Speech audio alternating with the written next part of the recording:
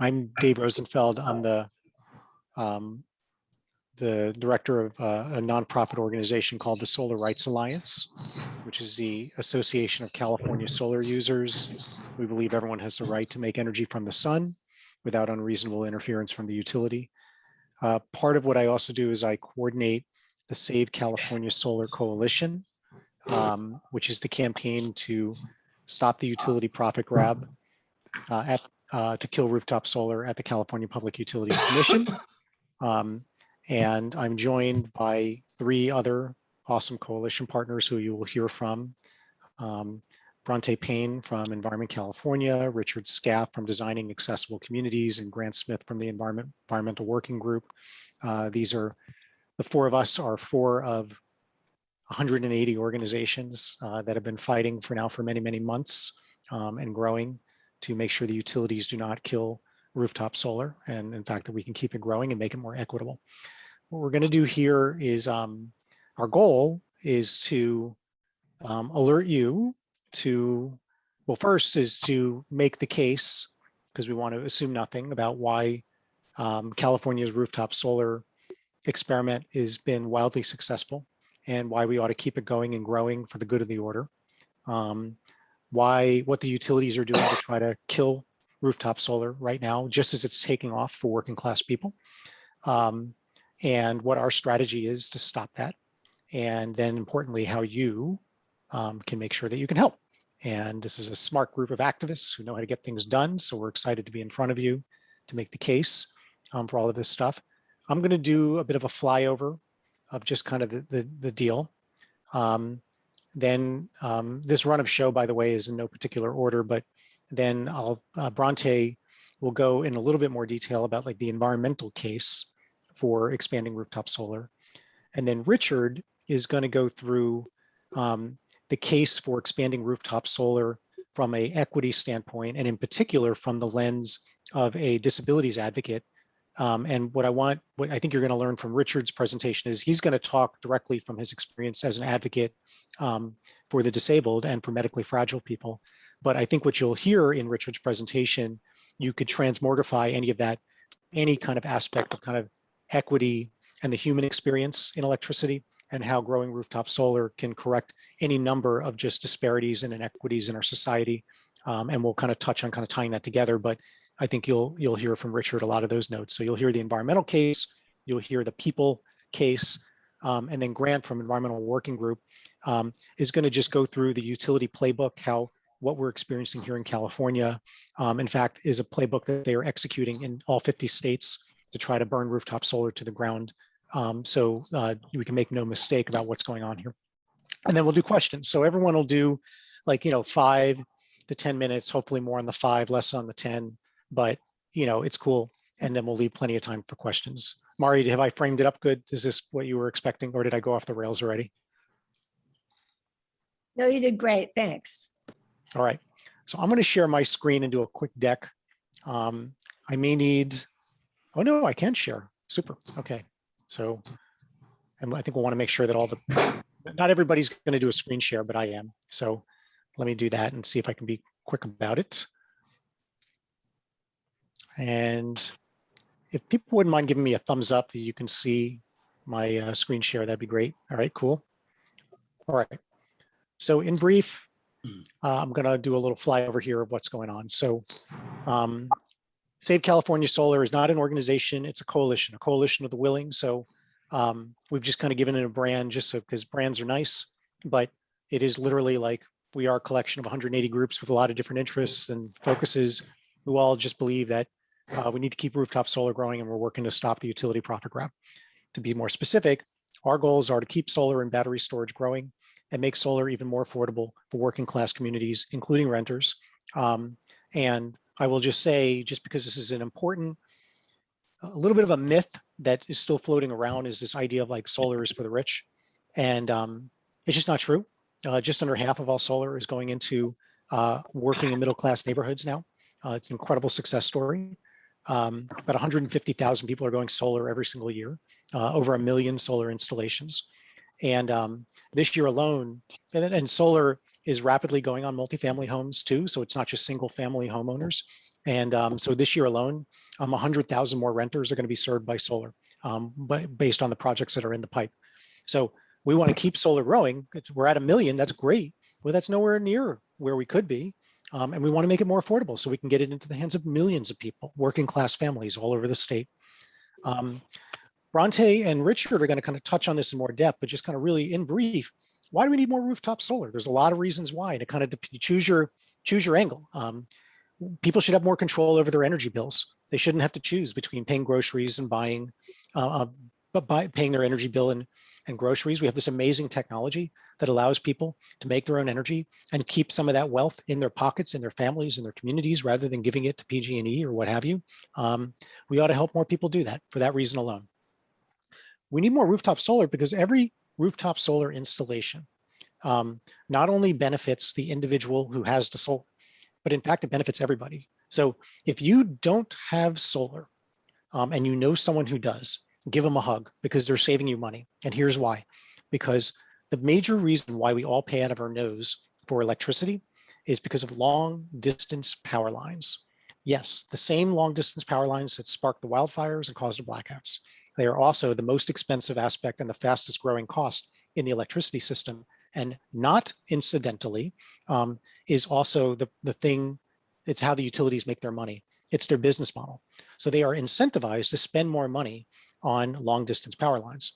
Rooftop solar, just by virtue of the fact that you don't use long distance power lines when you have rooftop solar. And when you share your rooftop solar energy, your extra energy with your neighbors, they then don't use the long distance power lines as much. That actually saves real money in real time on maintenance of long distance power lines and the need to build as many new long distance power lines every single year. And in fact, if we just scale up rooftop solar nationally and let it keep growing all over the country, Americans will end up paying $500 million less in electricity bills over the next 30 years. That's how much rooftop solar saves money. So it's good for the individual, it's good for the collective, and we also need it because of power outages. As long as we have long distance power lines and as long as we have climate change and the risk of wildfires, we are going to have annual blackouts over and over and over again. And there is no solution to that. The only solution to the blackouts, the ongoing planned power safety shutoffs, is to have more people and communities wired with solar and a battery. So you make the solar, you store the energy in the battery. If the grid has to go down, you can then draw that energy that's stored in your battery, and you got to keep it local. And we can wire this so this benefits the individual solar user, but you can wire it so that it benefits the entire neighborhood and the entire community. And so that's why we need more rooftop solar too. And then finally, you'll hear more about this from Bronte. We're going to need more rooftop solar if we want to get to 100% clean energy, because we can't get it with large scale wind and solar alone. There just isn't enough space to be able to do that. It's fabulously expensive to just rely on long distance energy. And, the turtles have a thing or two to say about this. So Bronte is going to talk a little bit more about that, but I'm just touching on it in brief. The threat is that the utilities want to double the cost of rooftop solar. The particular policy they're going after is called net metering. If you're unfamiliar, it's just a simple policy that lets people who have solar share the extra energy that they make, because oftentimes they make more than they use, and they share that with the neighborhood. It just literally goes out the wires into the neighborhood.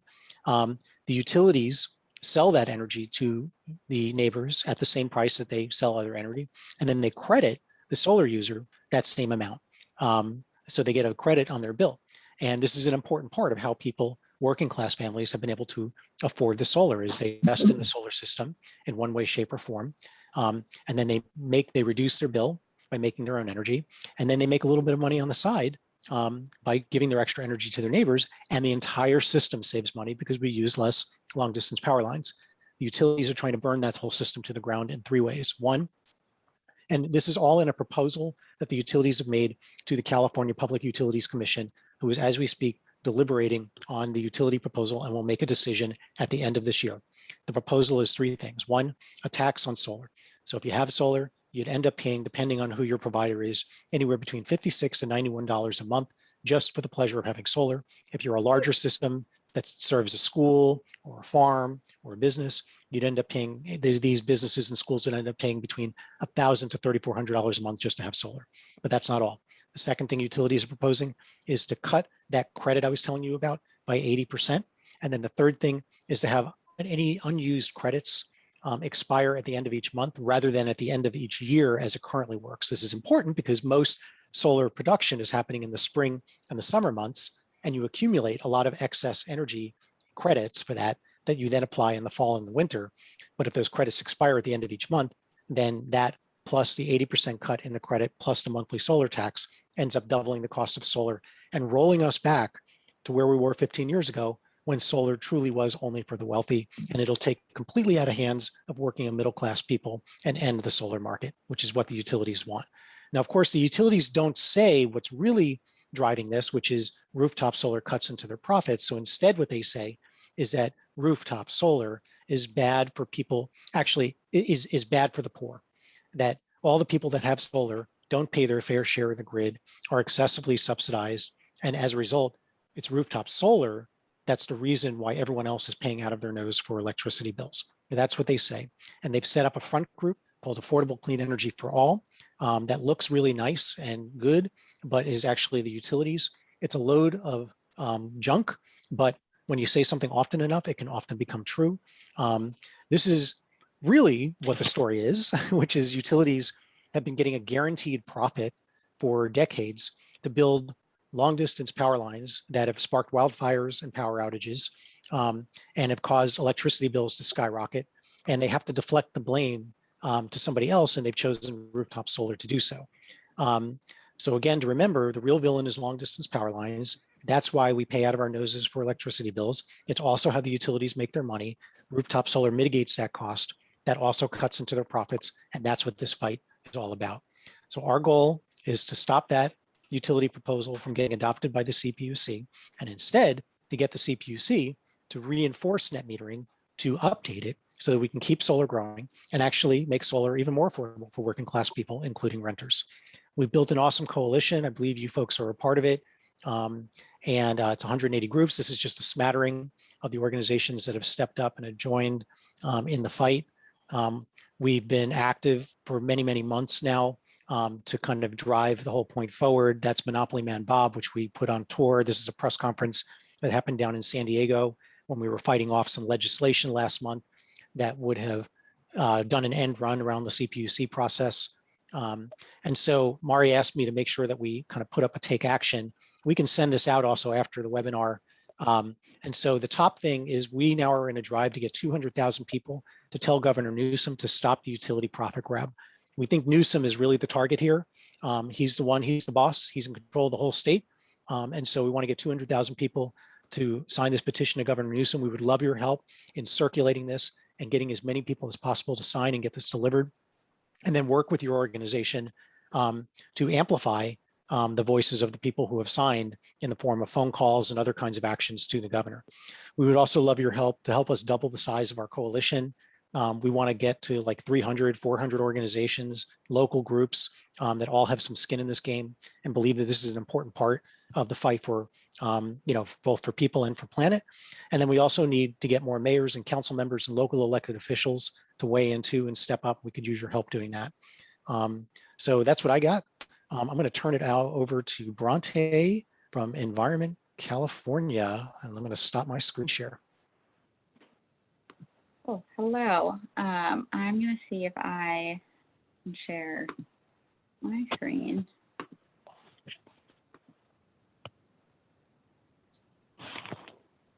Let's see. Dave, can I send these to you? You want me to be your screen sharer? That would be wonderful. Yeah, put a link in the chat Otherwise. and then I'll throw it up and share it. All right, everyone just give us a sec.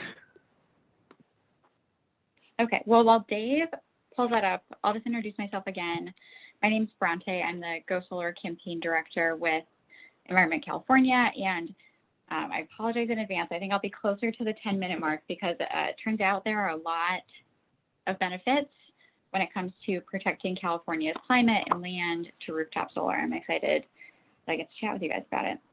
So As you guys all know, California has long been a global leader in environmental protection, but at the same time, we know that our efforts to preserve what is unique and special about our state, as well as our own health and well-being, is really threatened by climate change. Eliminating carbon pollution in California is not going to be easy, which might be the understatement of the webinar today, but doing so while preserving our state's wild and special places is going to be even more challenging. Rooftop solar, luckily for us, provides a solution by generating power on already developed land close to where it's used. Rooftop solar will provide a powerful tool to help us meet the climate challenge, protect our natural environment, and build resilience. And right now, as Dave said, the future of rooftop solar is really at stake because the CPUC is considering changes to one of our state's most successful programs. Dave, you can go back a slide, actually. So California has only tapped a small fraction of its rooftop solar potential. And by adding more rooftop solar capacity, especially if it's paired with on-site storage, it's going to help us meet our overall climate goals.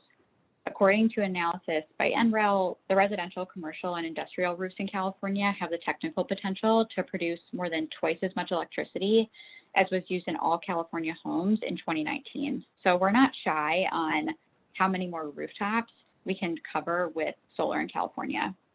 And we need to tap into this potential to meet our climate and clean energy goals. The California Energy Commission, the California Public Utilities Commission themselves, and the California Air Resources Board have jointly modeled several pathways by which California might achieve the clean energy goals that we've set out. And in every single permutation of the state's future electricity system, they assume that we're going to install 39 gigawatts of distributed solar energy by 2045. Currently, we have just 10.5 gigawatts of behind-the-meter solar capacity. So we're looking at nearly quadrupling the amount of rooftop solar that we have. So it is definitely not the time to be undercutting net metering. You can go to the next slide, Dave. Also really important is that rooftop solar can provide immediate progress towards the state goals. So it can be installed a lot more quickly than utility scale sources, helping us reduce emissions faster and offering greater climate protection. While we've established our climate goals in terms of annual emissions in 2030 and 2045, what actually matters the most for protecting our state and protecting the planet is the cumulative amount of pollution that we release. So, what people think of as the quote unquote carbon budget for the state. And reducing carbon emissions now by expediting the deployment of clean energy can reduce overall warming. It can also reduce the risk of passing the tipping point beyond which global warming will be more difficult to control. So both residential and commercial rooftop solar projects can be installed in just a mere matter of months, providing immediate emissions reductions compared to utility scale solar energy projects. And while some of those projects are being built, because we're going to need some of those too. But installing a residential rooftop solar system, so everything from the site evaluation to the permitting to the installation, takes about 3 months on average, but can happen in as little as a few weeks. And as a result, we can actually begin providing clean electricity and displacing sources that will pollute the climate with just, within a few months. Conversely, completing a utility scale solar project takes about 6 years. Yeah, you can go to the next slide, Dave.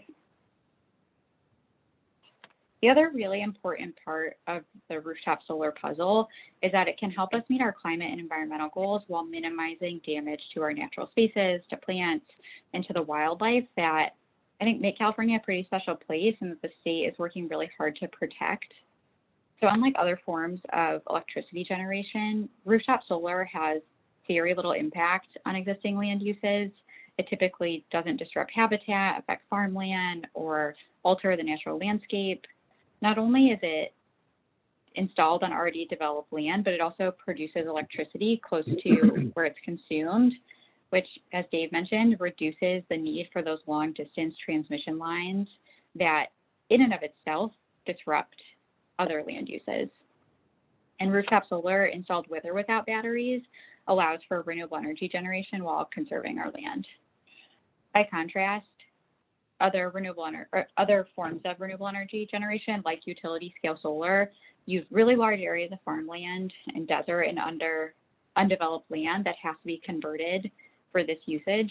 So for example, several of California's desert solar projects that are both under construction and operational right now sit on over 4,000 acres of land. Building more rooftop solar will help us reduce the amount of utility scale solar that we need to be constructed. Places like the Mojave, the Colorado, the Great Basin deserts, they're home to tons of species that are endemic to California, species from bighorn sheep to the threatened desert tortoise. And, you know, the beauty of the California desert also makes it hard to site new energy projects in some of these places. Almost 100 projects proposed for the Southern California deserts have already been denied, often for environmental reasons. So building rooftop solar will, once again, help us meet our climate and clean energy goals and do it in a way that doesn't involve disrupting important environmental places. You can go to the next slide. Reducing or transitioning to renewable energy will also help us reduce our water usage. I think it's no secret to anyone on this call that California has really struggled with drought for decades, and water conservation should be important to any activity in the state, including electricity generation. And in contrast to gas facilities, rooftop solar uses a lot less energy and uses even less than utility scale projects. So switching to rooftop solar can help California generate clean electricity while placing a lot less demand on the state's limited water supply, because rooftop solar uses virtually no water at all in the construction process. You can go next slide. I'm sure last but not least on my list of benefits is that rooftop solar can also really boost the state's resiliency when it comes to climate change impacts. Installing solar energy in our homes and businesses, our schools, our farms can improve the resilience for our communities to climate-related disruptions to the electricity grid, especially when paired with energy storage. Climate change has led to tons of interruptions in our electricity supply, whether it is utilities trying to avoid more fires by preemptively turning off power, or heat waves causing too much demand or electricity demand to exceed supply and therefore triggering rolling blackouts. The state would benefit from an electricity system that allows more of our homes and schools and community centers to retain power for essential uses during these emergencies. And installing solar energy on our rooftops now can actually pave the way for the future in which that is possible. Last slide. So I think you heard this from Dave, you're going to hear it from, I think, everyone else tonight, but really, in order to meet our climate and clean energy goals, we need policies that support rooftop energy generation. Without distributed solar energy, California really risks its ability to achieve its climate and energy targets, particularly while protecting our already too precious natural spaces. Californians have always look to the future, and as the CPUC and other decision makers, including Governor Newsom, consider the future of solar policy in the state, it's really critical that they understand the unique role that rooftop solar can play in building a cleaner and healthier and more resilient state. So that's a little bit more on the benefits. Actually, tomorrow we're releasing a report that goes even more in depth on all of these things that I touched on, so I can make sure between Dave and Mari that everybody gets a copy of that as well.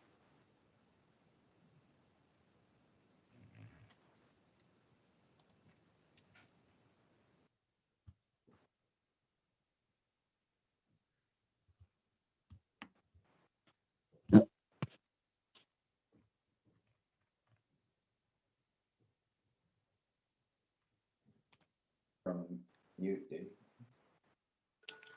Are you frozen, Dave? Okay, I had a question, if that's okay. Can you hear me? Yeah, I can hear you. Okay. I was just curious, nobody ever mentions one of the effects that I recognized almost immediately, and that is that rooftop solar actually creates insulation. So in the summer, it cools you. In the winter, it actually warms you because you've got that extra layer of air, and you have that reflective quality of the sun, of the glass or whatever. So it actually does a very good job of making the temperature and the spaces underneath it a lot more temperate. And there's one other thing. Nobody's talking about thermal solar. We have both thermal and PV on our roof, and the thermal is really inexpensive. And it's not something that should really be discounted. Also, it doesn't require anything of PG&E. All you have to do is get a plumber to do it. So that's something almost anybody can afford to do. Thanks.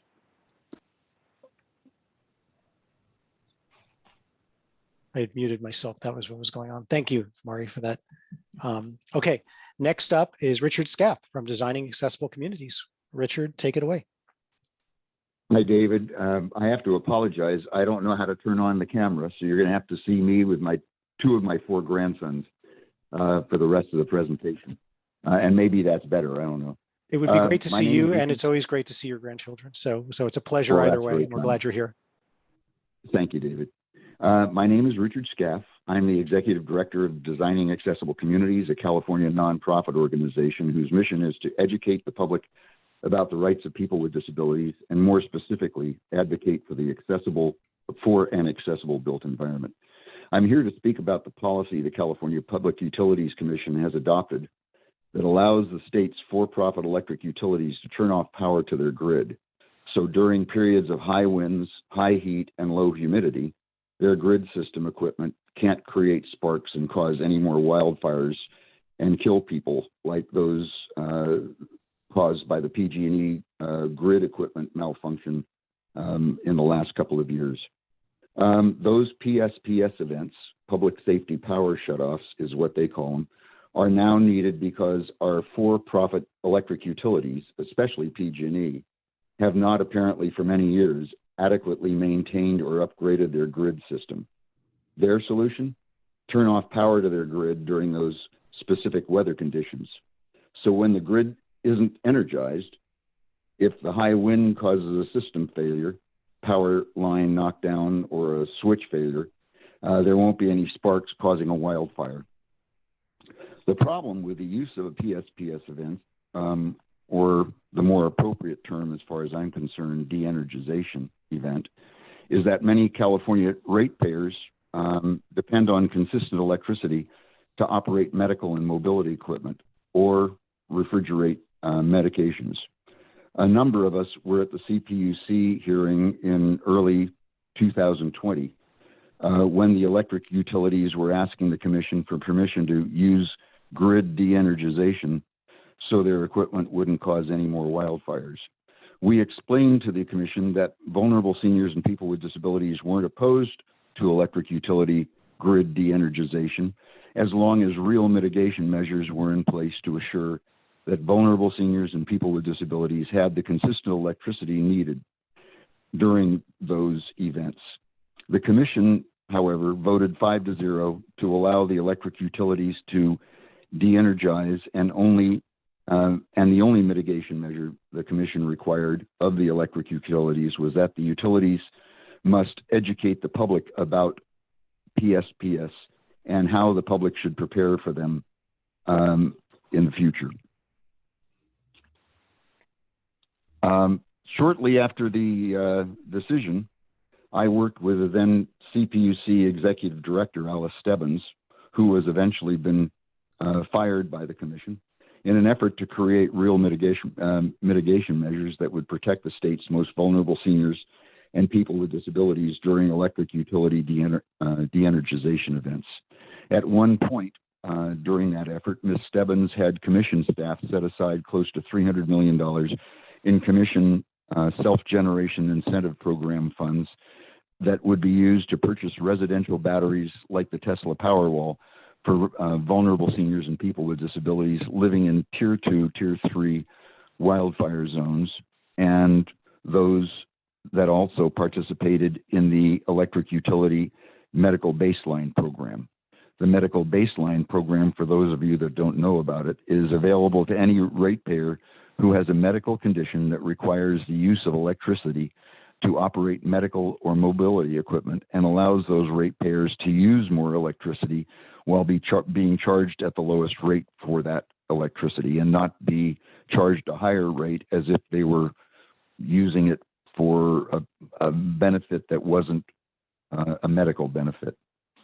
Well, Miss Stebbins was fired, and the new commission president, Mary Bell Batcher, who, by the way, was just recently reappointed for a 4-year term by our governor, decided that folks didn't need those batteries, so the program was abruptly ended before it even started. Many of us advocating for the battery backup program also wanted to ensure that those receiving the batteries would also be provided with a minimum rooftop solar system that could recharge the residential batteries when the electric utility de-energization event lasted longer than a few hours. And remember, last year, we had 2 5-day events without any power. Those were PSPS events. Those of you, I believe, in San Francisco, I'm not sure whether you were affected by that, but all of us on PG&E power line were. We believe that the batteries and solar would have gone a long way in resolving the life-threatening effects that the electric utility de-energization events can cause. Well, instead of those promised residential batteries and solar being available to vulnerable seniors and people with disabilities, with residential batteries that could have provided the needed electricity for at least a few days during CPUC-approved electric utility de-energization events, the CPUC president and commissioners decided that instead of providing the promised residential batteries and solar, the electric utilities should instead provide portable battery generators like the Yeti 3000, which is a box with a battery inside that stores a certain amount of electricity, similar to the battery in your car.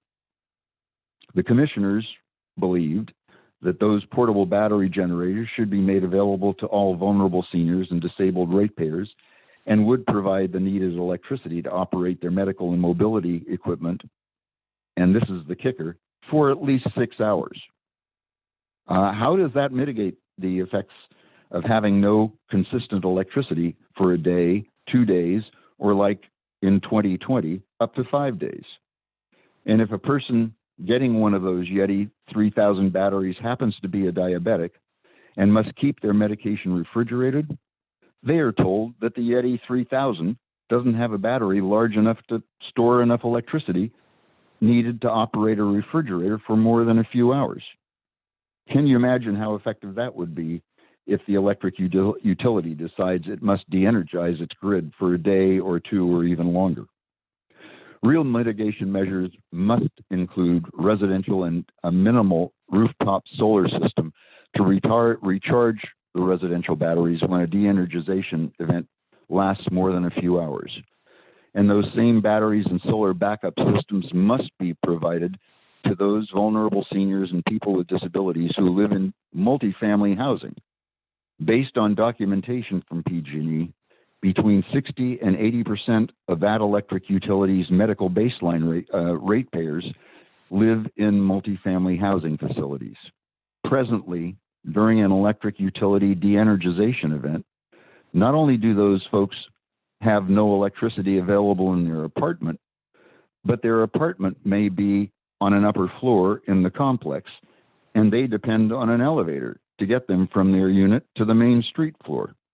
Presently, most of those multifamily housing facilities have no backup power system that could power the elevators during electric utility de-energization event. That's a problem that must be resolved, but the Commission has, to my knowledge, done nothing to find a solution for that condition. President Batcher and the commissioners must do their job and demand that the electric utilities resolve these life-threatening conditions created by the de-energization policy they approved, the same policy they approved without any mitigation measures. And now, instead of encouraging homeowners and multifamily housing owners to install solar and residential batteries and require electric utilities they oversee to upgrade their grid and create microgrids that would be connected to residential rooftop solar and residential batteries, Mary Bell Batcher, the newly appointed president of the California Public Utilities Commission, and fellow commissioners are considering as requested by your electric utilities like PG&E, the opposing of major fees for those residential and commercial rooftop solar owners, as well as slashing the credit consumers receive for surplus solar electricity sent back to the grid from their rooftop solar. The commissioners need to do their job they were appointed to do. They need to assure that the for-profit electric utilities they were appointed to oversee don't kill any more ratepayers, demand that the electric utilities they oversee provide real mitigation measures that will protect vulnerable seniors and people with disabilities during electric utility events, and protect the ratepayers with rooftop solar that installed their solar system in an effort to protect our environment, instead of protecting the for-profit electric utilities like PG&E that care for nothing except for the profits for their corporate executives. Thank you. All right. Thank you, Richard. We're going to do plenty of time for questions, but just one thing I want to just editorialize before we go to our final presenter, Grant Smith, is, obviously the situation Richard is presenting is, of a, vulnerable seniors, people with disabilities. You can try to imagine, let's call it just, I don't even know if you want to call it low income people, but just anyone for whom losing a week's worth of groceries sends their entire household budget into disarray. You can insert that into the issue. Just anybody for whom a 5-day power outage or even a 1-day power outage throws their economic, mental health, or physical health situation into disarray, the power outage becomes more than an inconvenience. It becomes a life-threatening situation, especially when it's annual, like it's just going to be happening. And David, could I add, this is Richard again, could I add that all of this wasn't the fault of all of us ratepayers. This was caused by the multiples of years of the corporate executives getting bonuses. Instead of that money, the ratepayers' monthly payments being used to maintain and upgrade their grids. The ratepayers didn't cause the need for de-energization. It was the for-profit electric utilities that have no interest in our health and welfare.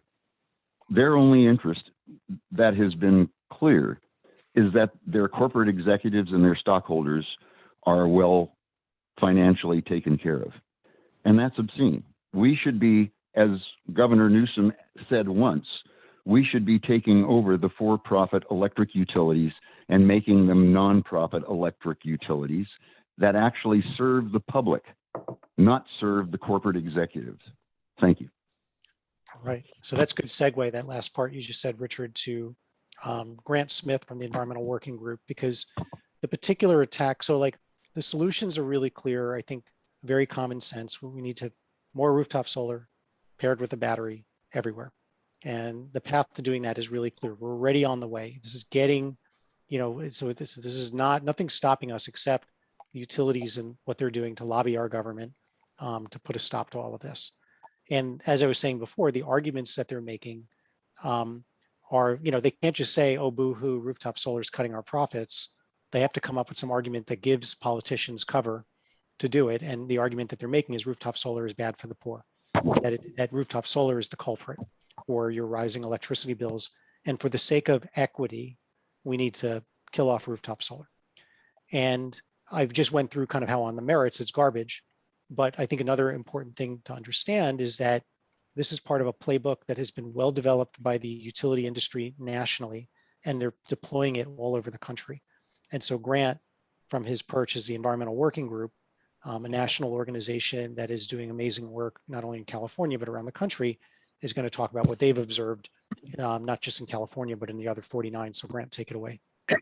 Hi, I'm Grant. I work on energy issues for EWG. It looks dark because I'm based in Indiana, so it's about 9:15 here. And also, thank you very much for the invitation. We're very happy to be in Dave's coalition.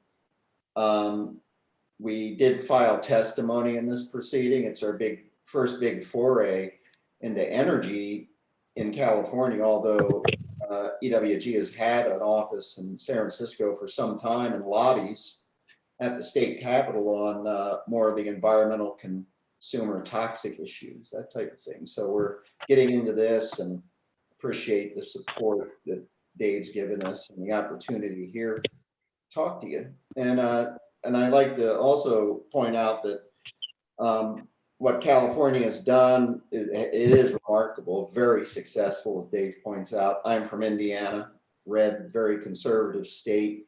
I'd say that California is probably about 30 years ahead of Indiana in thinking, in policy, in support, in money put into clean energy. And so I really appreciate what California is doing. You know, this fight is critical for the country. The net metering fight and this new proceeding on the distributed grid they're going to launch. And so California right now is probably the focal point of attention because of this tension between the centralized utility system and the decentralized utility system where you have lots of customer ownership, which obviously a monopoly won't like. And so basically, I just wanted to point out two reports that were done by the Edison Electric Institute. The first was in 2013. It was called Disruptive Challenges. And it was sparked by the huge solar market that grew in Germany because of highly incentivized rooftop solar and customer ownership. It was a bottom-up approach. The utilities there were kind of ignoring the whole thing and then got caught by surprise, started losing lots of money. We're talking about bankruptcy. And EEI saw this and went, uh-oh. So they published this report. And basically they said in it, hey, you know, rooftop solar, EVs, storage, energy efficiency, you know, as these costs come down, you know, they're going to threaten our bottom line. And basically they said this will threaten the centralized utility model.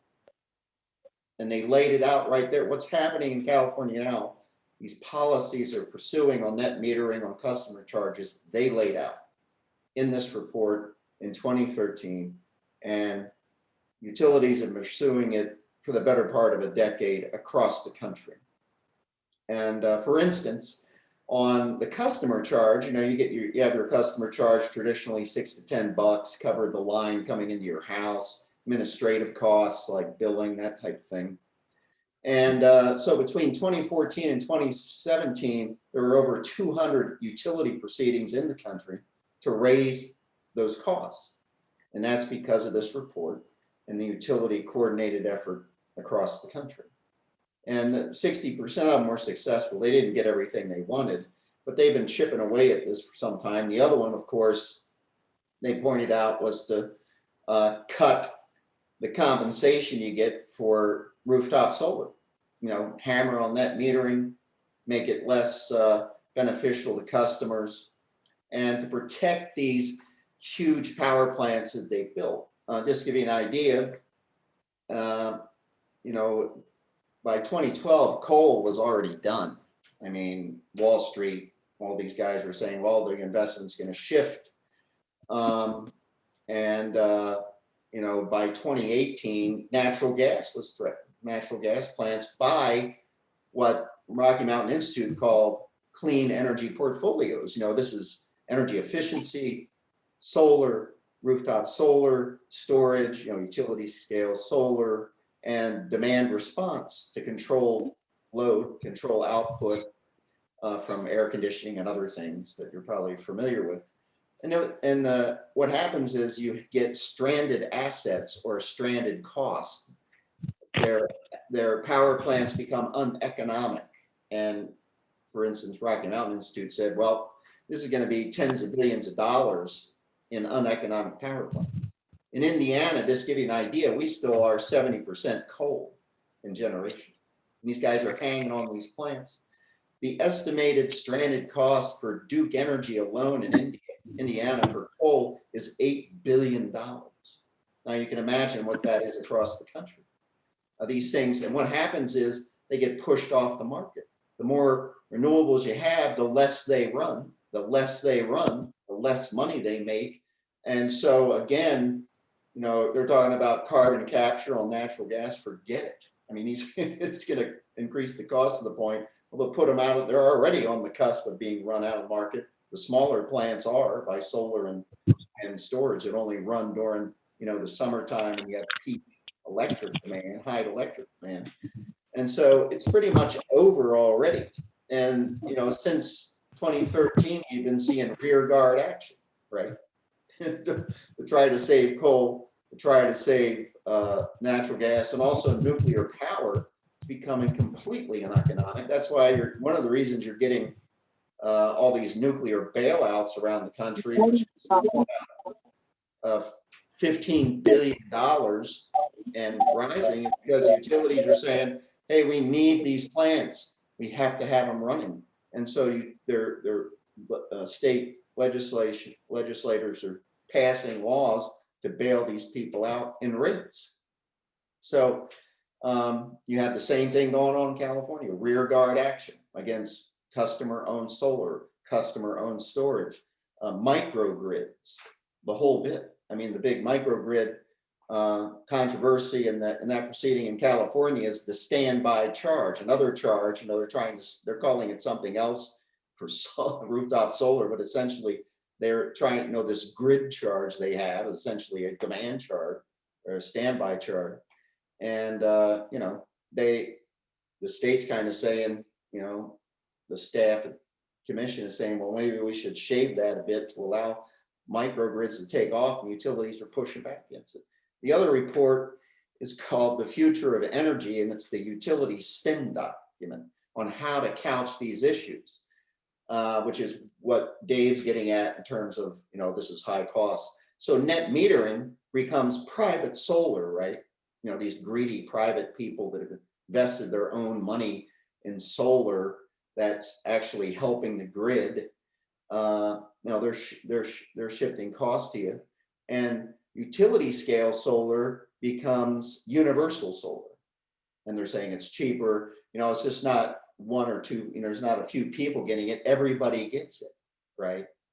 And so it looks more fair and balanced and cheaper in all this. And with community solar, you know, instead of community solar is where you actually buy part of the generation, right? I mean, you're supposed to own part of that, it's supposed to reflect on a bill. The utilities, they call community solar building a solar farm outside of town that they own. And since it's near the town, they're saying that's community solar, although people are being charged for it. They're not benefiting from it, from lower cost, lower bills. So this is the spin they've been doing. They've been thinking about it a lot, and they've been pretty successful. And what this means is you really need, and you know, this is where the advocates are going in California, you really need a strict regulatory regimen. You have to take control of the planning processes utilities have. You know, you have to take control of decision making in the distribution system, which can be done in various ways, and then dictate what's going to happen. If you don't do that, we're going to be in this debate forever, right? It's always going to come up. There's always going to be this tension. They're going to slow the transition to clean energy, which increases the cost. Now they're building all this transmission. You know, if you really want to do a distributed grid like the state wants to do, electrify everything, you're going to have a distributed grid. You know, a lot of those costs can become stranded and ratepayer, those costs could be dumped on the ratepayers anyway. So they're just increasing the cost, dragging their feet, and which is detrimental to the economy, to people's personal finances, and to addressing climate change in any effective manner. So that's it. Thanks. Yeah. Okay, so Mari, I'll turn it over to you, but I assume we want to do like Q&A and, you know, that kind of thing. Sure, we could do that. I had a couple of questions. I don't know if now is a really good time to go into this in great detail. I was just a little bit curious about the community, community systems and the microgrid concept.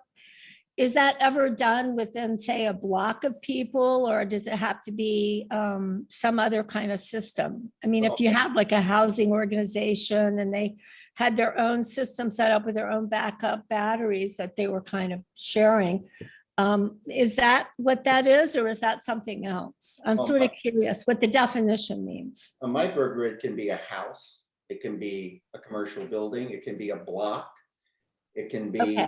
a group of commercial buildings, it can be an entire town. And then you can have microgrids within it. Okay, So it can be any, essentially, you can size it any way you want to.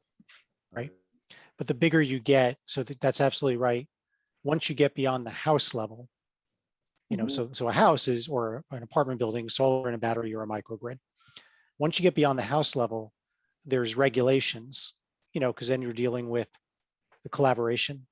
And then this is where the utilities are trying to just slow it all down. And where we're trying to speed it all up. And the kind of two places where they're trying to slow it down is, one is just, you can't have a microgrid at the community level unless you have a critical mass of solar and batteries in the community.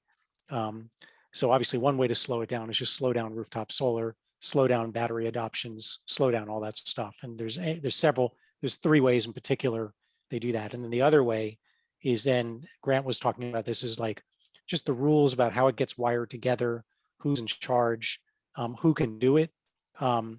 You know, the utilities have just continued to kind of throw roadblocks, and the CPUC tends to agree. And so earlier this year, there's a coalition called Reclaim Our Power that's actually based in the Bay Area, that's been fighting to open up the power to establish microgrids to nonprofit community groups, like especially in like Oakland, like really, really poor neighborhoods. There's a lot of community activists that are going like, this is awesome. Like, we could figure out a way to raise capital and build out solar, you know, and battery storage and wire it together into a microgrid.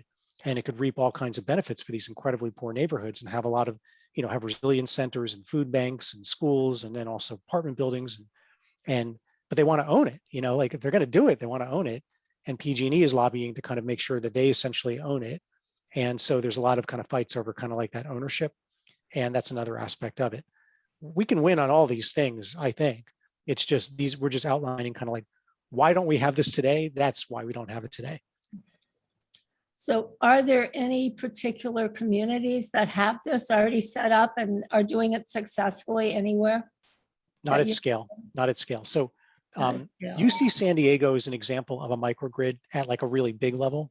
And the Naval's facilities as well are microgrids. And then hospitals too, although they don't usually do it through solar and battery storage. You know, they're kind of backup generators, but the concept, you know, is in some of the kind of large institutional. The thing that is closest, that's not a microgrid, but that is sort of in progress of getting built, that's closer, is what we call virtual power plants. And so there's a bunch of these that are underway that are, think of them as like a microgrid light, although that's not exactly accurate, but it's the best way to think about it. But in this case, it's you're basically getting a lot of solar and battery systems together that all agree via contract to discharge the extra energy from their batteries all at the same time during sort of a peak demand event. So like when on a really hot day in the evening, when then everybody's cranking up their AC.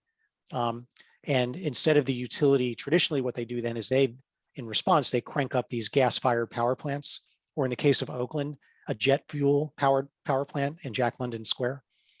You can essentially have these virtual power plants be the ones that all these customers will discharge their batteries at 4, 5, 6 o'clock, that then mitigate or in fact eliminate the need to then fire up the gas-fired power plant. In fact, East Bay Community Energy is doing this exact thing right now, and they expect to roll that out and have it to scale in the next like 2 years.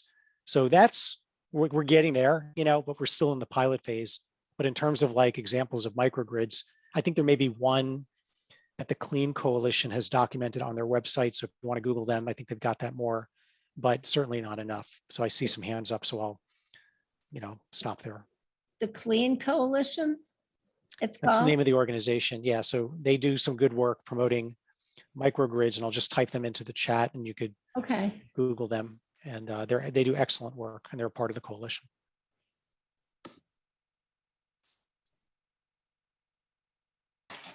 Mari, am I calling on people or are you moderating now at this point? Um, I can do it if you like. Yeah, go for it. Okay, Jean? Thanks a lot. First of all, I have a couple of questions. Are you going to just limit us to one question at a time, and so everybody gets a chance? How do we do this? You can take as long as you like. There's not that many people. Okay, I just don't want to monopolize things. So, once you cut me off whenever you think it's appropriate. This has really been incredibly enlightening and informative, and thank you very much. I belong to a neighborhood group in San Francisco, and I'm going to talk to them and see if we can get you to give us a presentation as well. Not in any particular order. You're talking about the solar tax, which the PG&E is asking the PUC to approve. First of all, if I understand what you said, it was $80 a month. Did I hear that right? If your SoCal Edison is fit, it'll be $56 a month. If your PG&E, it's 84, I'm not remembering correctly, in the 80s. And then if you're SDG&E, it's $91 a month. My electrical bill is not nearly, isn't even close to that, number one. So I'm trying to figure, I have sort of a two-part question with this particular thing. Number one, what's the basis for that? And number two, who gets that money? Working backwards, the utility gets that money because if you're a solar user, you're presumably not paying your fair share. And so this is to make you pay your fair share and make the people that don't have solar whole. So taxes usually go to a public entity. This is going to PG&E. Okay. This is good feedback, by the way, Jean. Like, it's a tax. yeah, no, your question implies some good feedback to me. I use tax kind of as a rhetorical device because that's how I think about it. It's a fee. It's a utility imposed fee kind of thing. And how does this $80 a month come about? I mean, that's twice my electric bill. Yeah, well, according to the utilities, this is what's needed to balance it all out because apparently you don't pay enough in your electricity bill. I mean, honestly, that's the answer. It's as insane as you think it is, as you're saying it is. In order for them to make the money they want to keep making, they have to take it out of our pockets. Okay, I get the picture. Regarding the various groups that you have the support of, are you getting the support from the companies that do these solar, the rooftop installations? Yes, and if you have solar, ask your company if they're doing the same and make sure they join this effort. So we work really closely with the solar industry. My organization, in fact, has partnered with a number of solar companies who, like, as soon as their customers go solar, they then say you should join the Solar Rights Alliance. So we try to make it like, if you go solar, you become a member of the Solar Rights Alliance. Now, we haven't scaled this up. We're a new organization, only been around 3 years. So our list at this point is 50,000. There's 1 million solar customers. So obviously we're not all the way there. And so, we're working with companies big and small to kind of establish these programs. So we have a platform with which to talk to them because we find, not shockingly, when you ask solar users to stand up for the right to go solar, they're happy to do it. They just need to know about it. So if you're an installer, if you're not sure if your installer is doing that, reach out. And then we've got a prepackaged off-the-shelf set of materials that companies can use to contact their customers and get them involved. Two other questions. I'll try to be quick. This is for Richard. Regarding the cutting of the power during these, the need for blackouts and things like that, can legal action to prevent that from happening? Does it violate ADA regulations, or is there any other legal action that can be taken because it's putting people's lives at risk? I don't know whether you can hear me. Can you hear me? Can't hear. I'm doing something and it's not working for some reason. Hello? I'm sorry, we're not hearing you. Hello? I can hear. It's just faint. It's not very loud. Can you hear me now? It got slightly better, but maybe if you can get closer to your microphone and speak louder. I'm right at my cell phone. This is the Public Utilities Commission is a public entity. It has about 2,500 employees in the state of California. Under the Americans with Disabilities Act, there is a requirement that all public programs, policies, and procedures be created in a way that they don't discriminate against people with disabilities. Oh, really. Here's an example of that. I can't go to the California Department of Justice and get them to do anything because they represent the CPUC. So we're in a predicament. I believe there's a legal issue here. I haven't gone further with it at this point because civil rights as they relate to people with disabilities right now are in the dark ages. We're in a very dark time right at the moment. We have a very conservative court statewide, and we don't get judges making decisions for the rights of people with disabilities. Really, they do it in quite often opposing the rights of people with disabilities. So, and seniors. I'm both a senior and a person with a disability. So to answer your question, yes, I believe there's a legal issue here. It's just getting an attorney and a court to agree. Getting an attorney first, and then you can't pick a court necessarily, but you need some good, attorneys with expertise in that area. Well, I'm glad to hear that you think there's something that can be done. And then my last question, which way do you think the wind is blowing in terms of how the PUC is going to come out on this? The PUC, or either of you, either Dave or Richard. Okay, I'll let Jay do it. Go ahead. No, Richard, go for it. You go first. And I bet you we're going to say the same thing. I was going to say, and I apologize, I don't mean to be rude, but they are in the pockets of the electric utilities, the for-profit electric utilities. You know, the day after Mr. Picker, who was the former president of the commission, the day after he got his fellow commissioners to vote 5-0 in favor of allowing the utilities that they oversee to do de-energization, he resigned. You know why he resigned? Because he's being investigated for collusion with the utilities that he's overseeing. You think there's a problem? My opinion is we need no more CPUC. We need for-profit, the for-profit electric utilities, the legislature to take that right away from those utilities, take those utilities and make them non-profit, and no longer, we're wasting money. In every single issue that I've dealt with, not just the electric utility issue, but every single issue I've dealt with the Public Utilities Commission, they have voted typically in favor not of the public, but of the utility that they're supposed to be protecting the ratepayer from. So I'll pile on with more bad news, and then I'll give you a little bit of hopeful news on this whole thing. So in addition to the examples that Richard just laid out, the current vice president for government relations for SoCal Edison, basically their chief lobbyist, is Carla Peterman, who just not less than a year and a half ago was a CPUC commissioner. So the revolving door is breathtaking. And Ms. Peterman isn't even trying to hide. Like usually when that revolving door things happen, they put the former public officials sort of in the basement and they kind of do their magic, their dark arts, and they let somebody else kind of make it seem.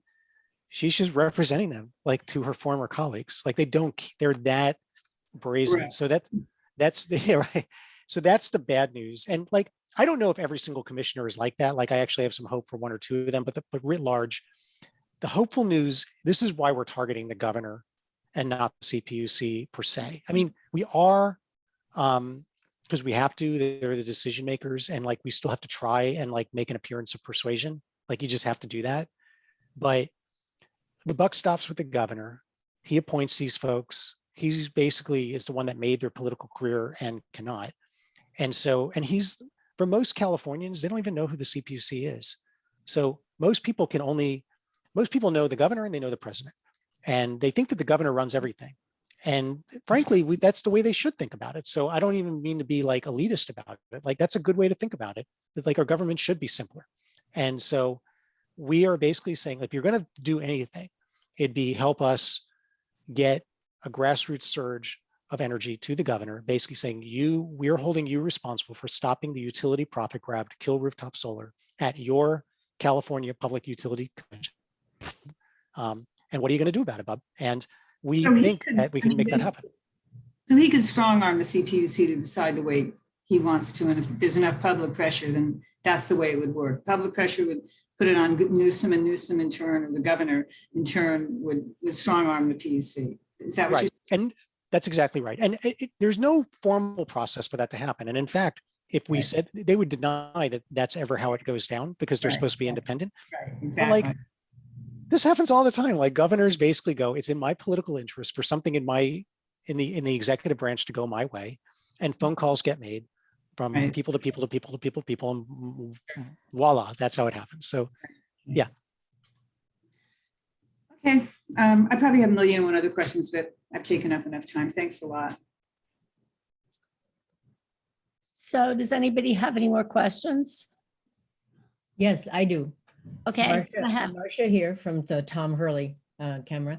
Oh, okay. Dave, you had mentioned earlier that you're going to be sending out, or you can send out to us, a link of how we get in touch with Governor Newsom, and is there maybe a template that can be provided that just we can sign and send off and share it with friends for them to send out to?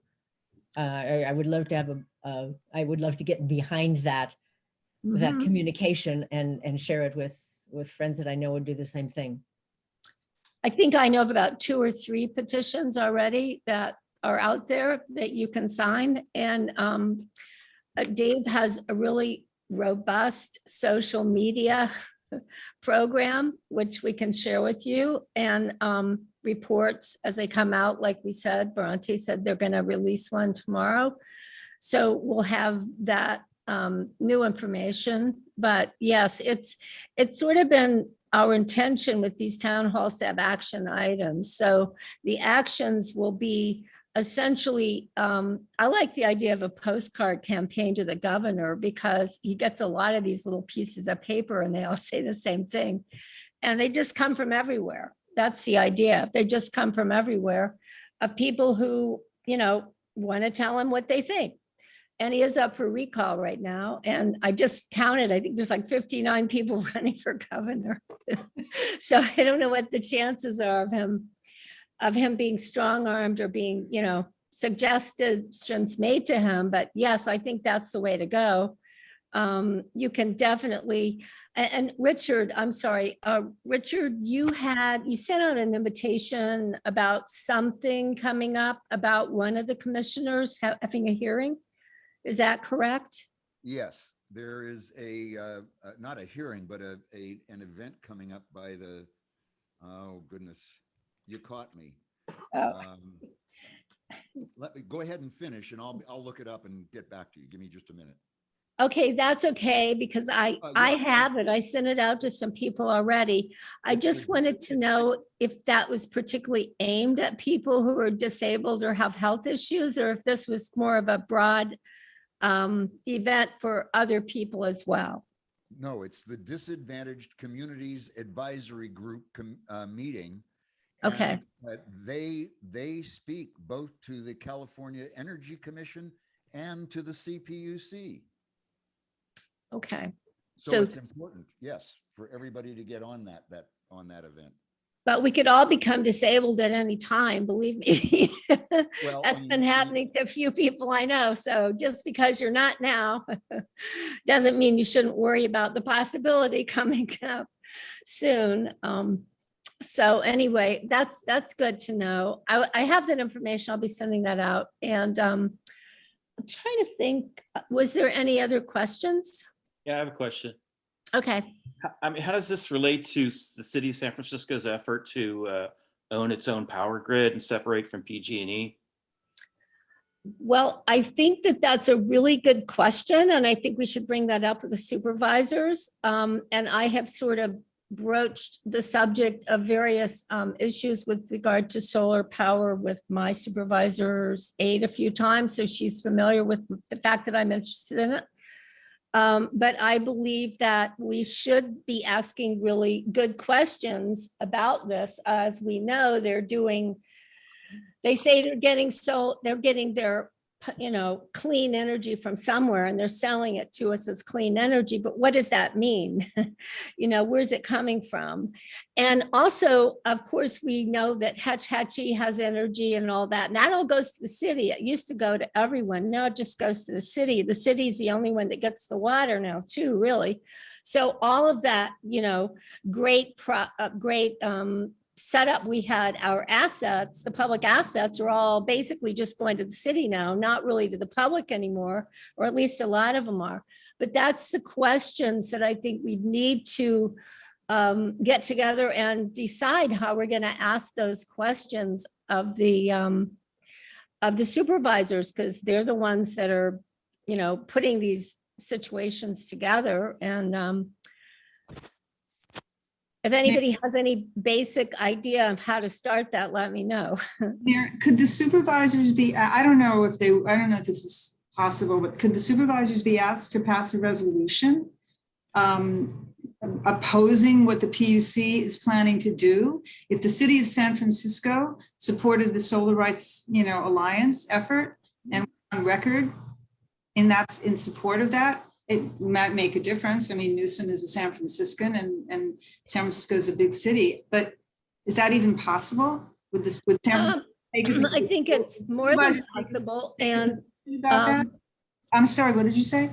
I think it's more than possible. Santa Cruz has a letter, which, or a resolution, which I have a copy, Dave has a copy of. I'm going to put that out. And CSFN or some of the other groups can, you know, vote on whether or not they want to support this, and they want to support the resolution similar to what Santa Cruz wrote already. There's a sample of a resolution already written. We could do a resolution, or we could just sign his letter or write our own letter. And I think we should definitely write letters to the supervisors as groups, as well as individuals, and really start to ask the questions. You know, we've been asking them a lot of complicated questions. They can handle this one too. Pretty simple. I mean, you know, if Santa Cruz has already done it, there's precedent for doing Yeah. it. Going to the supervisors with a very specific request. Exactly. You to do, sign this resolution, and you've got a model for it from Santa Cruz. I don't think you have to get involved in all this other stuff, which is important, but if you focus on this particular resolution, you know, just lobby the supervisors and you get, who knows, they might support it because they want to look good, and clean energy is something that's important to San Francisco and a whole bunch of other things. Maybe CSFN can, you know, talk about that at its general meeting. I was going to send it out and see if, you know, some of our members would like to sign the letter. I suppose I could sign it, or we could just get, you know, the members of the committee to sign it, whatever. We'll deal with that after this particular meeting, I think. I don't want urging the Board of Supervisors to pass a resolution, or what's this letter you're talking about? We can write the letter however we want. I got 2 copies. I have the letter that Dave has and that he's gotten 140, I don't know, a lot of people to sign. And we also have the copy of the resolution, but we could do it either way. I think, like, I would ask for probably both, is that we would love your That's what I was organization to thinking. get added to the letter, and because I think that's hopefully simple. And then Yeah. it would be great if you go to the city supervisors and ask them to adopt the similar resolution to the one that Santa Cruz County did. And if you do, and you get it on the agenda, you know, let Mhm. me know when it, you know, if there's enough advance notice, because in addition to the efforts that you're doing, I'm not putting Bronte on the spot intentionally because there's no guarantees, but like Environment California has a list of members in the city. We've got a list of members in the city. Probably Environmental Working Group has a list of members in the city. There's a number of other folks who are in the coalition that might have a list of members in the city. So you guys could be like the leading edge of the spear going in to kind of like work the room and work the council. But there'd be any number of organizations that if the timing is right and people have enough notice and whatever, they could end up getting potentially, you know, dozens, if not hundreds of emails and phone calls telling them, yeah, do it. You know, we need your help. Yeah. So Yeah, we also, my concern is, I mean, the CPUC is here in San Francisco. There's no reason why we can't have people in San Francisco showing up and making public comment on a regular basis at the hearings. So I was Yes. hoping that we could engineer that and get everybody's list, your list, their list of people in San Francisco that have solar panels and get them really involved in it. There's one other issue I'm going to be looking into, and that is, of course, my favorite, the shade issue. I was told most recently by my supervisor's aide, well, bring me some cases. So now I have at least 3 cases around the city of people who are either they have solar panels that are being threatened by tall buildings, they're going to put a shadow on them, or they're just not even bothering to get the panels because they're afraid they might have that. So I have cases now to bring her. So I'm at that position where I can start working on that. But I think our first order of business should be to get the people, the members of coalition to agree to support this resolution. So I'm hoping we can do that at the next General Assembly meeting, or get the people who are, on the committee to look at the material and look at the resolution and agree to sign on to it or sign something similar to that. Okay, Al? Does a dense city like San Francisco have enough rooftop space to be self-sufficient? Well, I don't know. What do you think? I mean, I think they do, but what do you think? You Well, guys, it's a known number, right? I'm just kind of curious, are we going to have to, even if we, go solar, I mean, are we still going to end up getting external power sources, because we don't have all that much roof space compared to the number of people. I really don't believe, well, it depends, okay, what do you think? I don't know. I think it's something that somebody can figure out if they're, Is that Shannon? What do you think, Shannon? She's got her hand up. Oh, you're on mute. I think we have, Oh, I'm sorry. Go ahead. You have to, I accidentally muted you. Hold on a second. Okay, we go have ahead. enough Now you're roof fine. space, but when you want to get a loan, you can only get a loan or approved for the discounts if after you have an energy audit. So, and then you're assigned certain amount of kilowatts for your roof to pay. So you can't put extra solar on your roof, like to share with your neighbor. And so and because you can't get a loan for more than the kilowatts, but you can always request a few extra kilowatts for your electric car. That's the only way you can get around it. So we have the rooftops, but we don't have the structure to allow more kilowatts. So the answer to my question is yes, given the amount of roof space that San Francisco has and the sunlight it gets, that is enough energy coming in so that we would never need to get external sources of energy. Yeah, it's a storage. It's like in Germany, they had a lot of solar, but they weren't able to store it, and they didn't have a grid to like send it to other countries. So I'm like, it's kind of above my brain power to figure it out. But you also don't get the discounts if you have to pay out of pocket for all the solar panels you put extra. There's, just like it's rigged. Yeah, okay. Yes, SMUD has a similar, SMUD has some similar restrictions. I mean, the question is the right one. I mean, I'm not an expert in San Francisco, you all would be, but I think one thing like I feel very comfortable saying is like, if I was running San Francisco, so if I was like the god of San Francisco and I didn't have to deal with all the politics and the dumbness and whatever, I'd be asking this question. I'd be like, okay, maybe our goal isn't 100% self-sufficiency, but the goal would be how close could we get based on the available rooftop space with current technology, solar plus batteries, and then how could we wire that together into a microgrid that's maybe integrated with the larger grid, but reduces our reliance on the larger grid to as much degree as we possibly can in the most cost-effective way possible and the most equitable way possible. These would be the questions. And then you could put the considerable brain power of the bureaucracy, which I presume it does have a brain. It just, sometimes we ask the wrong questions and put them to work at the wrong things to kind of go model this out and let's make a plan and then let's build public support for it. So like, this would be like the thing where like, if we can win this fight, we want to get more localities and the state really getting serious about asking this question. Back to Bronte's slide, where you see what the state is modeling, and then you see what the potential is. Again, I don't know what it is for San Francisco, but it's clear we're leaving a lot on the table because we're not asking the big question that you're asking. Like nobody's asking it. And then putting the power of the bureaucracy to work on that question. Could I Tall speak buildings for a couldn't little- get enough solar. Short buildings could. Could I That's speak? the for a answer. moment? Richard has his hand up, but I just wanted to really quick ask Shannon, do you know where those restrictions lie? Is it within the planning department, within the energy department, just PG&E's rules, or do you know where those restrictions lie that you're The talking way about? the financial system is structured. Financial. Okay, thank the you. way the financial, and yeah, I agree that tall buildings wouldn't be able to get enough solar, but we have, I think we have enough, we could cover solar, like PG&E has a whole parking lot that's covered with solar. Mhm. So you can transmute the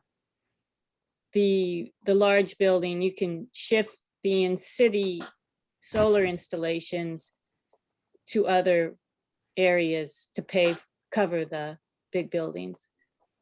It's, they're, yeah. Okay, Richard? Thank you. Can you hear me? Yes. A couple of things. Number one, Senator Wiener, your senator from San Francisco, had written a bill to take PG&E back and make it a public utility, a true public utility. One area that you should be, as a city, as a community, working to support what he was trying to do. I spoke at his event at the State Building in San Francisco, and the majority of the people that were there from the public were union members from PG&E that were very upset that they thought they were going to lose their jobs, even though Senator Wiener's bill specifically said their employment would be protected. That's one area. The other area is that Kaiser, Sutter Health, some of the major health organizations have put solar over their parking lots. Do they know what is being proposed by the electric utilities to the PUC? I don't know. What would they feel about losing the benefit of solar to reduce their electrical overhead? And Dave, that's something that you may want to talk to the corporate folks in Oakland from Kaiser. I don't know where the Sutter headquarters is located, but these are major solar users that are going to be really damaged by this change. And, it goes back to the issue of the CPUC that was put in place by the state legislature because not just the electric utilities, but the utilities, transportation, electric, water, and others, were doing things to damage individual ratepayers. And so the legislature, in responding to those ratepayers, created the CPUC. What we should be doing is telling the legislature that the CPUC isn't protecting us, it's protecting the electric utilities.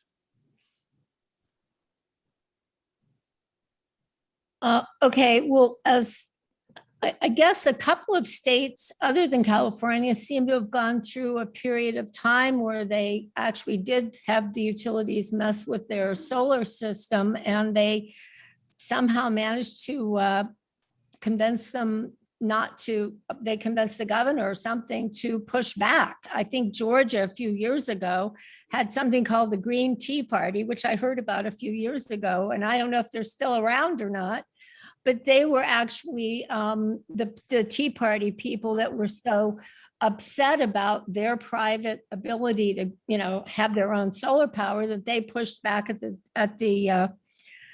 the state level in Georgia and actually cleaned it up. And I think it's happened in Nevada. So I think it's really a matter of getting a lot more media attention and making sure that the public is very aware of what is happening, particularly now that the governor is up for, being possibly recalled, but he's getting more attention now. And I think it's a good time to pressure him, but we definitely can do a lot with the CPUC. So Arthur, did you have your hand up?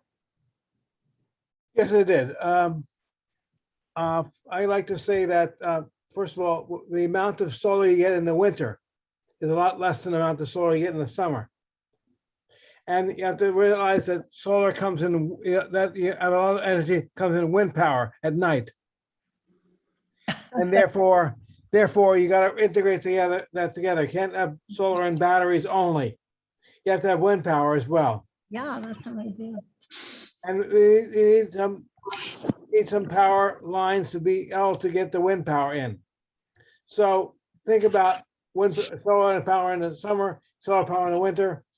It's a little complicated system, but the utilities are trying to kid you coming and going, and we shouldn't allow that.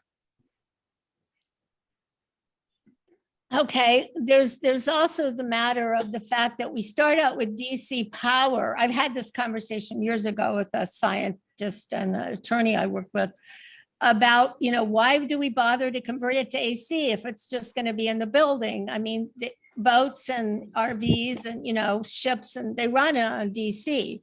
So they don't even need the converters. And at a certain point, if you're just staying within a small area, maybe that's another way to go. Particularly, I'm also wondering about people who are off grid. I mean, just totally off the grid. It seems like a very good, positive thing not to be running power lines out to people that are, way out in the country and all those forests and all that. They're much better off to have a solar system with a battery backup.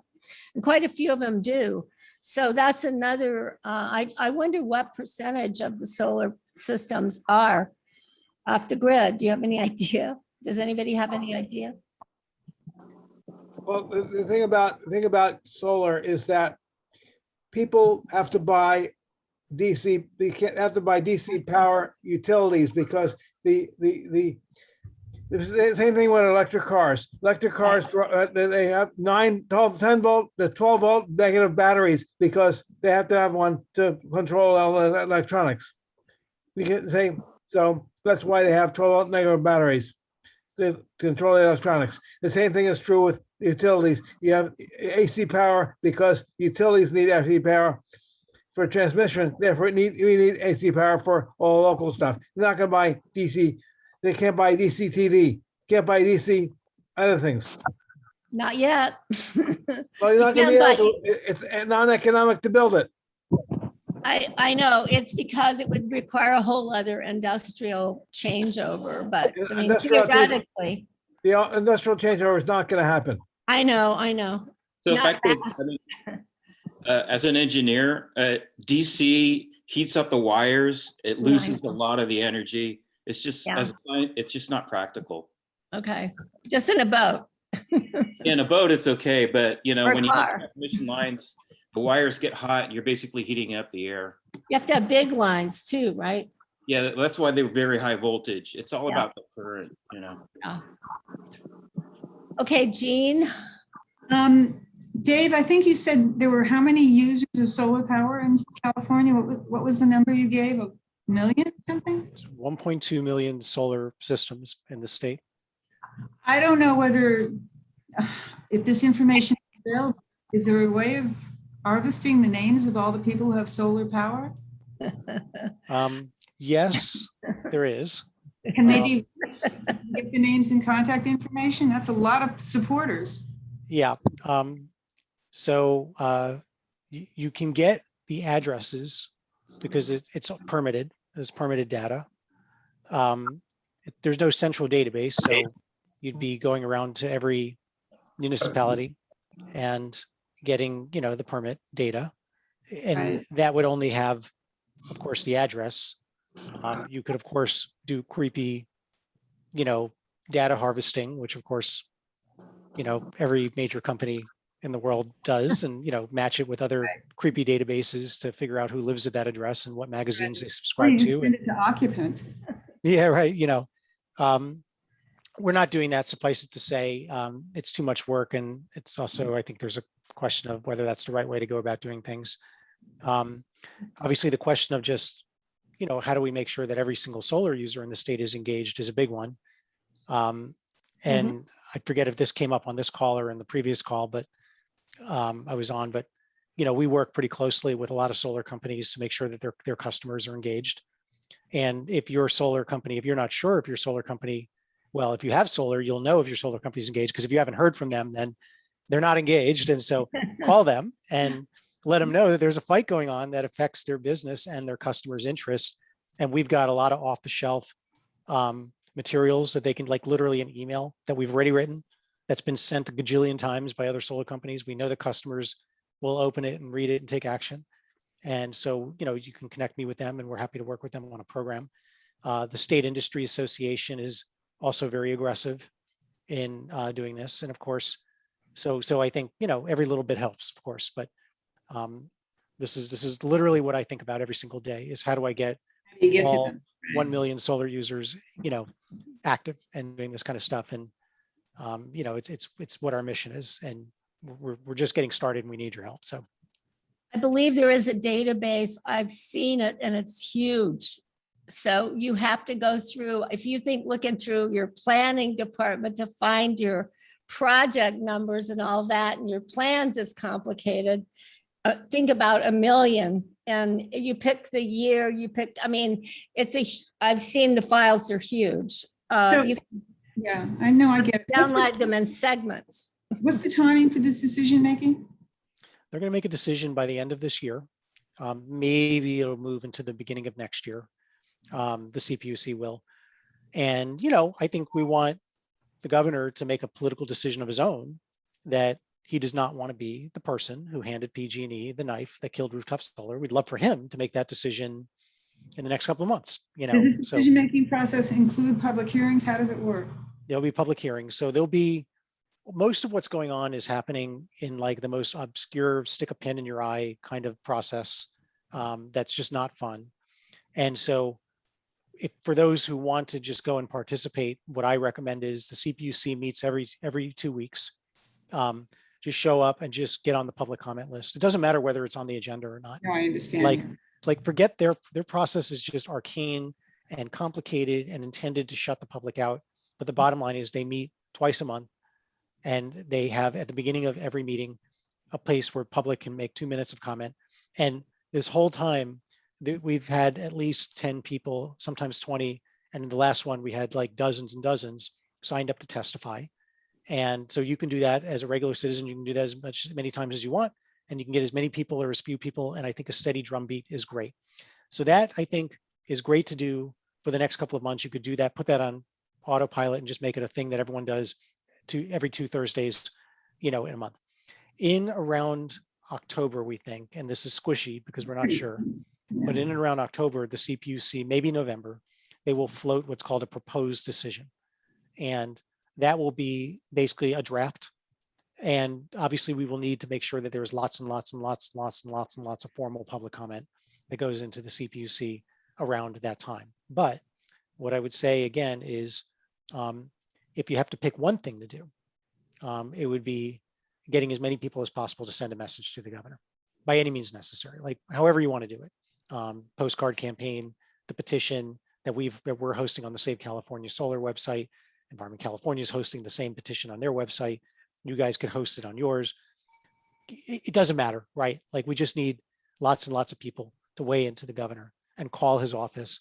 And we're going to coordinate a lot of it, but a lot of it can just be completely go off, let 1,000 flowers bloom, I have to leave pretty soon. Okay. Myself, and I'm just looking at the other speakers and they might be in the same boat. Does anybody else have any more questions? Is that a yes or a no, Al? You're done? Okay.